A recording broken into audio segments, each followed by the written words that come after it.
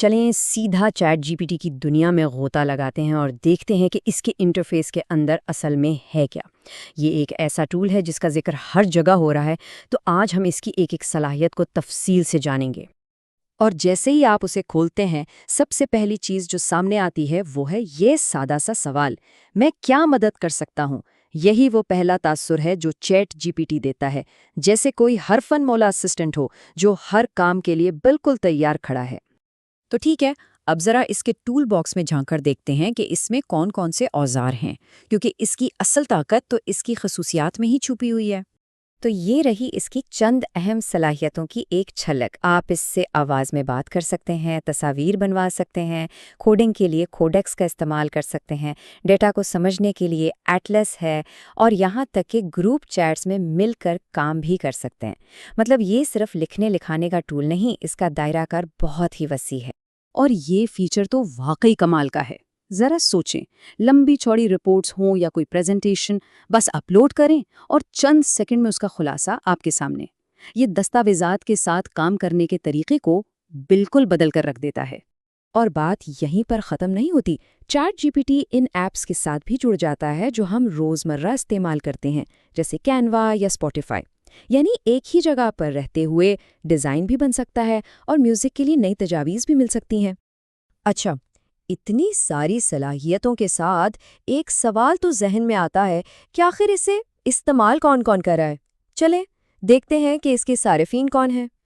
اور یہ چارٹ خود ساری کہانی بتا رہا ہے۔ یہ ٹول صرف ٹیکنالوجی کے ماہرین کے لیے نہیں ہے، اسے تعلیم کے شعبے میں طلباء اور اساتذہ استعمال کر رہے ہیں، سائنس اور فنانس جیسے شعبوں کے پروفیشنلز بھی، اور ہاں، گھروں میں ذاتی کاموں کے لیے بھی اس سے خوب مدد لی جا رہی ہے۔ تعلیم کے شعبے میں تو جیسے اس نے ایک انقلاب ہی برپا کر دیا ہے۔ طلباء کو اپنے اسائنمنٹس لکھنے میں رہنمائی مل جاتی ہے اور اساتذہ بڑی آسانی سے پڑھانے کے لیے مواد تیار کر سکتے ہیں۔ اور جب بات آتی ہے پروفیشنلز کی، تو وہاں بھی اس کا استعمال بہت عام ہو چکا ہے۔ ڈیٹا کا تجزیہ کرنے سے لے کر مارکیٹنگ کی نئی حکمت عملی بنانے تک، یہ کئی صنعتوں کا ایک اہم حصہ بنتا جا رہا ہے۔ اور بات صرف دفتر یا پڑھائی تک ہی نہیں رہتی، ہماری ذاتی زندگی میں بھی یہ بہت کام آ رہا ہے۔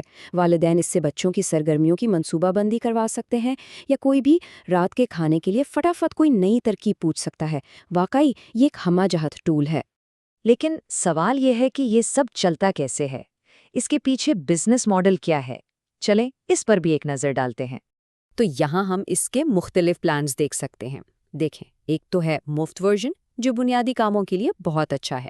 پھر آتے ہیں پلس، پرو اور انٹرپرائز جیسے بامعاوضہ پلانز، جو ان لوگوں کے لیے ہیں جنہیں زیادہ جدید فیچرز اور زیادہ پاور چاہیے۔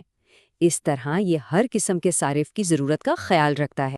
تو ہم نے اس کی خصوصیات دیکھ لیں، یہ بھی دیکھ لیا کہ اسے کون استعمال کر رہا ہے، اور اس کا بزنس ماڈل بھی سمجھ لیا۔ تو اب بڑا سوال یہ ہے کہ اس سب کا مطلب کیا ہے اور آگے کیا ہونے والا ہے۔ یہ ٹیکنالوجی بہت تیزی سے آگے بڑھ رہی ہے۔ ہم نے دیکھا کہ یہ آج کیا کچھ کر سکتی ہے، ایک طالب علم کی مدد سے لے کر ایک سائنسدان کی تحقیق تک۔